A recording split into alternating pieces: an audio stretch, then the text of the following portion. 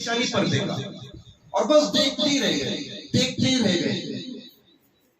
कनिष्ठ पानी डाल रही है, आप हाथ धो रहे हैं, आपकी नजर उसके पेशानी पर है। जग में का पानी खत्म हो चुका है, नीचे का तश भर चुका है, बाबा फरीद वैसे ही देख रहे हैं। तमाम मजलिस हैरान परेशान, इतने बड़े बुजुर्ग के पास आया और औरत को देख रहा है। क्या टकटकी लगा कर देख रहा है, टकटकी हमारे लफ्ज में टकटकी लगा कर देखना। तमाम लोग ये सोचने लगे कि टकटकी लगा कर देख रहा है। पीर के सामने एक औरत को देख रहा है टकटकी लगाकर। कैसा आदमी है ये, शर्म भी नहीं आती इसे। जब बाबा फरीद उसके पेशानी को देख रहे हैं, वो औरत पानी ही रोक रही है, आप हाथ ही धो रहे हैं, तश भर चुका है। एक आदमी आकर कहते हैं, बाबा ए बेटा ये क्या है? पीर के सामने औरत के चेहरे को देखे ही जा रहे हो, होश में आ जाओ, होश की दवा करो। बाबा फरीद कहते हैं, ऐ लोगों, तुमने जाहिरी देखा, तुमने जाहिरी देखा, मैंने बातिनी देखा। मैंने इस औरत के पेशानी को देखा तो मेरी नजर लोहे महफूज तक पहुंच गई, और इस औरत के मुकद्दर को मैंने लोहे महफूज पर देखा, और इसके मुकद्दर में अल्लाह ने यह लिखा है कि ये जहन्नमी है। तो मैं हाथ धोना एक बहाना था, मैं इसकी मुकद्दर धो रहा था, मैं इसकी तकदीर धो रहा था, हाथ तो एक बहाना है। मैंने ये सोचा शहाबुद्दीन सोहरावर्दी जैसे बड़े वली के दरबार में खिदमत करने वाली जहन्नमी हो, ये कैसे हो सकता है? मैं हाथ नहीं धो रहा था, मैं इस औरत की मुकद्दर धो रहा था। तब जाकर के मेरी दुआ से इसकी तब्दील कर दी गई और जहन्नमी से हटाकर जन्नती लिखा गया। ये माँ की गोद से पाए हुए तरबियत है। अभी तक आप मुरीद नहीं बने किसके? मुरीद बनने के बाद जो फैज मिलता है वो अलग बात है, ये माँ की गोद का मिला हुआ फैज है, माँ की दूध का फैज है। अब जब तमाम मजलिस ये बात सुनकर हैरान हुई, शहाबुद्दीन सोहरावर्दी रहमतुल्लाह अलैह बैठे थे, आपने भी सुना।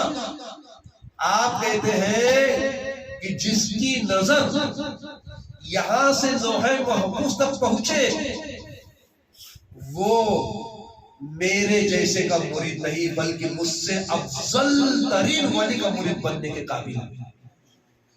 मैं भी ऐसे शख्स को मुरीद नहीं बना सकता, जबकि बहुत बड़े वली है शहाबुद्दीन सोहरावर्दी। कहा बाए मसूद, मसूद नाम है आपका, फरीद आपका लक़ब है मसूद, मैं नहीं मुरीद बना सकता। अरे जब तुम मुरीद बनने के पहले तुम्हारा ये आलम है, तो मुरीद बनने के बाद क्या होगा? तुम्हारे लिए तो कोई मुझसे बढ़कर पीर होगा।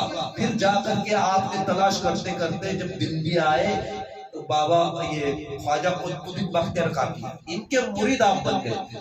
हालांकि आप गरीब नवाज के मुरीद बनना चाहते थे, लेकिन गरीब नवाज ने इनकार कर दिया और कहा कि ऐ मसूद, ऐ बाबा फरीद, तू मेरा नहीं मेरे मुरीद का मुरीद होगा।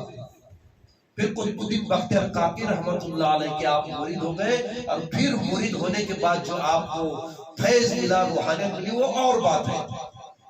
कुतुबुद्दीन बख्तियार काकी ने आपको दिल्ली से जो है पाकपट्टन को भेजा, जाओ वहां पर जाकर दीन की तबलीग करो, इतना बताकर खत्म कर दो, जाओ वहां पर जाकर दीन की तबलीग करो। तो उस जमाने में पाकपट्टन में ईमान वाले कम थे, और ये योगी जोगी साधु महाराज ज्यादा थे, जोगी लोग ज्यादा थे। अब आप गए तो पाकपट्टन में कोई जान नहीं, कोई पहचान नहीं, कोई खानदान वाला नहीं, जो भी आपकी फैमिली थी, बीवी बच्चे थे, लेकर चले गए। एक पेड़ के नीचे बैठते हैं और कहते हैं यही हमारा ठिकाना। और आज जो मज़ार है ना बाबा फरीद का, वो वही है जहां बैठे थे। वली और नबी की ये शान है कि जहां पर ठिया लगा दे वही उनका मज़ार बन जाए। बैठ गए और कपड़े टांगने के लिए थोड़ी हैंगर वगैरह हमारे जैसा था, पेड़ की टहनी पर कपड़े टांगते थे, बैठ गए, अब अल्लाह का जिक्र करने लगे। अब क्या हुआ कि राह चलते कोई भी आता, कोई तो है, बैठता, चार बातें करता, चेहरे का नूर देखता। आपकी जुबान में अल्लाह ने ऐसे फैसला किया था, 1 से 2, 2 से 4, 4 से 8, 8 से 10, पढ़ते बढ़ते एक मजमा बन गया, और एक मजमे ने आपसे फैज पाया और आपके हाथ पर कलिमा पढ़कर दाखिले इस्लाम हो गए। तो ये इस्लाम इस तरह वलियों की बदौलत हिंदुस्तान में फैला है, ना कि तबलीगी जमात की बदौलत। ये तो बड़े बड़े ख्वाजा कुतुब गौस आए जिन्होंने इस्लाम की तबलीग की, और तब जाकर ये इस्लाम हिंदुस्तान में फैला। बाबा फरीद रहमतुल्लाह अलैह, धीरे धीरे इस्लाम फैलता गया, फिर जाकर के आपका खानका बना, लोग आपसे मोहब्बत करने लगे, लोग आपके मुरीद बनने लगे। यहाँ तक कि एक वाकया बताकर खत्म कर दूं, ऐसे ही आप पेड़ के नीचे बैठे हुए थे, चंद लोग ईमान ला चुके थे, उनके साथ बैठे हुए थे।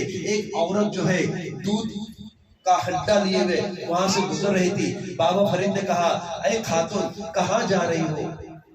तो खातून ने पीछे मुड़ कर देखा और कहती है, आप मुझे पुकारने वाले कौन हो? तो मेरा नाम फरीद है, मसूद है मेरा नाम। तो कहती है, मैं निचली जाति की हूँ, आज तक कोई मुझे मोहब्बत से पुकारा नहीं, मेरा शौहर मर चुका है, ये मेरा खानदानी पेशा है कि हम दूध बेचते हैं, लेकिन आज पहली बार मैंने देखा कि किसी ने मुझे पुकारा और पुकारा मुझसे मोहब्बत से बात किया। तो बाबा फरीद कहते हैं, ये मेरा काम नहीं, ये मेरा मजहब सिखाता है कि अपना हो या पराया हो, उससे मोहब्बत से पेश आओ। अपना हो चाहे गैर हो, इंसानियत से पेश आओ। वो ईमान बाद में की बात है, लाए नहीं लाए उसकी मर्जी पर छोड़ दो, लेकिन एज ए इंसान होने के नाते इस्लाम सिखाता है तुम मखलूक के साथ मोहब्बत से पेश आओ।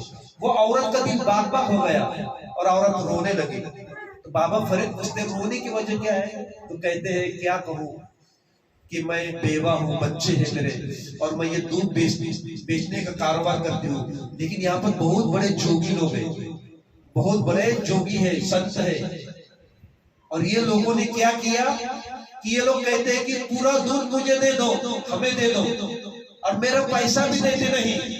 अब बताइए मैं बच्चों की परवरिश कैसे करूंगी? अगर मैंने नहीं दिया तो फिर मुझे बद्दुआ देते हैं कि तू मर जाएगी, तेरा दूध भस्म हो जाएगा, तेरा ऐसा हो जाएगा, तेरा वैसा हो जाएगा, मजबूरन मुझे देना पड़ता है। तो बाबा फरीद कहते, मत दे, सबसे बड़ा अल्लाह है। वो कहते, कौन अल्लाह? तो कहते, वही जो कायनात को बनाया। तो कहते, भगवान? हाँ, तुम भगवान कहते हो, हम अल्लाह कहते हैं। तो तुम भी भगवान की बात करते हैं? हाँ, वही मेरा अल्लाह है, सब उसके मोहताज है, वो किसी का मोहताज नहीं। तो औरत कहती, नहीं नहीं, ऐसा नहीं हो सकता। क्यों? तो एक मर्तबा मैंने इन्हें दूध देने से इनकार किया, तो इन्होंने कुछ मंत्र जंत्र ऐसा पढ़ा कि मेरे दूध में कीड़े पड़ गए, मेरे दूध में कीड़े हो गए।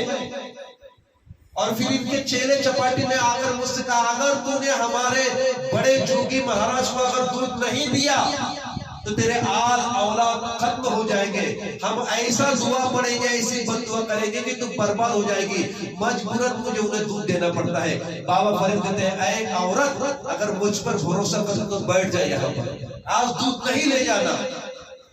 अब दूध नहीं पहुंचा तो योगी महाराज ने, जोगी महाराज ने अपने चेलों को भेजा, जाओ देखो अभी तक दूध नहीं आया।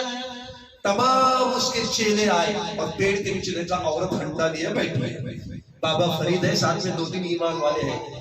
वो चेले कहते हैं, ऐ औरत, क्या तुझे मालूम नहीं हमारे जोगी महाराज को दूध चाहिए और तू यहाँ बैठी है?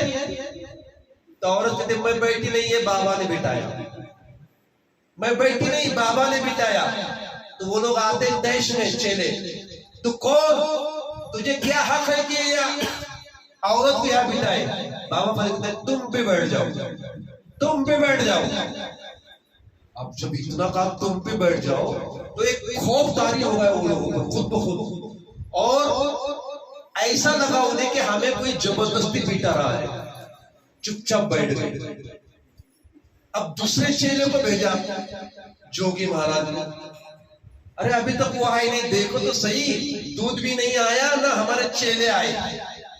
अब दूसरी जमात आई चेलों की, देखा कि पहले चेले भी वही, औरत भी वही, फिर वो भी आग बबूला, क्या हो गया तुम्हें, तो यहाँ बैठे हैं, वहां पर तो हमारे साहेब इंतजार कर रहे हैं।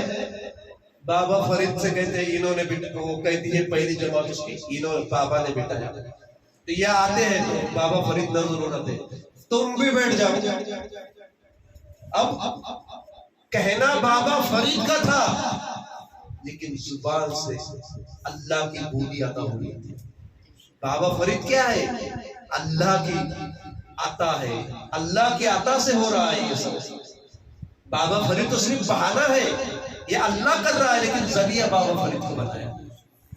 अब जैसे वो लोग नहीं बैठना चाह रहे, ऐसा महसूस हो रहा वो लोगों को कि कोई ऐसी जमात है जो हमें जबरदस्ती पकड़कर बिठा रही है। वो भी बैठ गए। अब जोगी परेशान, ना दूध आया ना मेरे शागिर्द आए। अब जोगी उठा, अब मैं ही देखता हूं।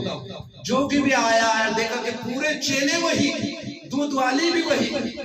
अब जोगी कहता है, ऐ मेरे शागिर्द, तो तुम्हें हुआ क्या?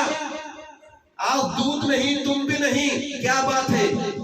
शागिर्द कहते, बाबा इसने बिठाया, ये बाबा ने बिठाया। अब वो आया जोगी, कौन है आखिर ये? तो बाबा फरीद और जोगी का, वो जोगी भी पहुंचा हुआ था, वो भी लोग कुछ हद तक पहुंचे नहीं रहते। बाबा फरीद ने जब एक निगाह उठाई और कहा, ऐ जोगी, अगर आज के बाद तूने इस औरत